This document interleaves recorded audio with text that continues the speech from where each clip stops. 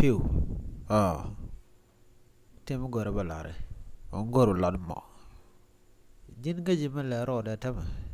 Kwaja lero ya gul lero. De jite nyina. Palika da ranak. Michi ran chi palika da rap mo da liu.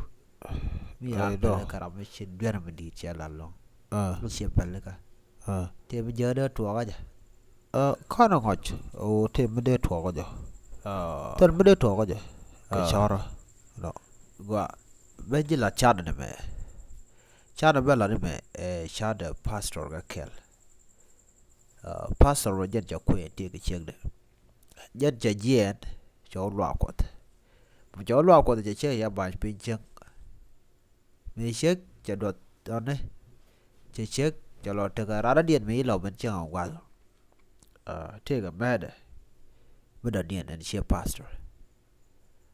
Guadra je pastor jien o lwa kot. Che gara ya lo bencheng joro lo ukcheng. Cho duel pastor. Tega kel gan che pastor. Gwa che pal che chu lede lo jen che pastor che pal yung ngok che mal bencheng.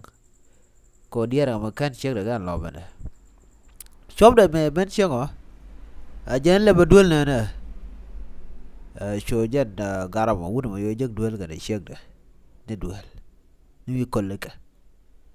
Gwa ma chu gara ma chu duel ka ne che pastor. Chu ngere jen. Che ngo da ro da bar. Che bar che luak.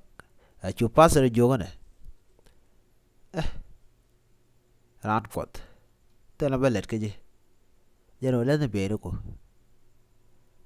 Gwa we ma le da bere ga. Che jo ngungu wer mach. Tal kwen. Jo mal wata ma. Ngungu che jeno gwa ma.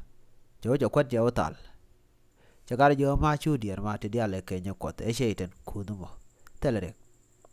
Jina kwen right kot. Gwas mo gar mo ngai no dong ba mo keriek. Pastor raja mo ngai no dong pastor kaja ne kaj. Gije to pastor mo keriek. An gwas mo chu chek de tin peda kwen le de je mach le weje chu pet ko gwatot be me kon tok. Kan gar mo kan je ja duel kel ga pastor. Kuyi do dere jen ga je. Jen jure je wido golpe la jo ye chu dier. Chu dier. Let take a let chaitan. Chijin la damo. Chu dier no. Mamen che chire jo no kwan ya kwan no. Che jo chan mit. Lo mit ka.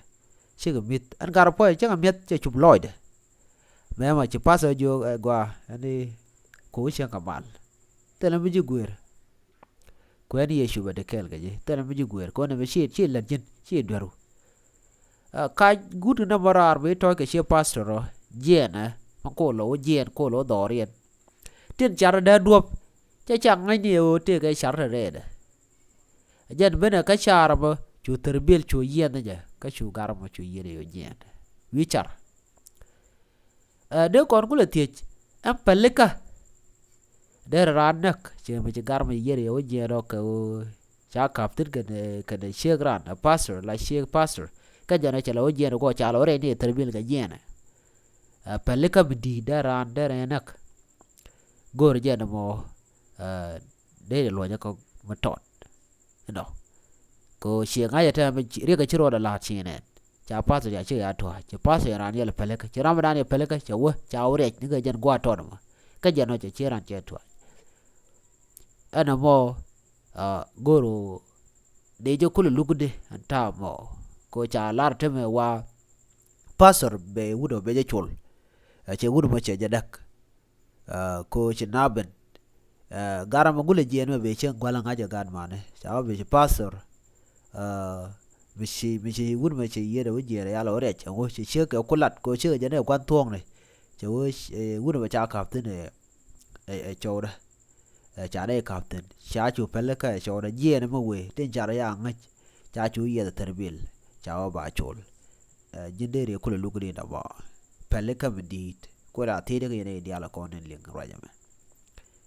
An pelika bidi da ran de renak mi ram chi pelika ka dwer bidi mi chalat ka she ngajo dwer era dien lo jano.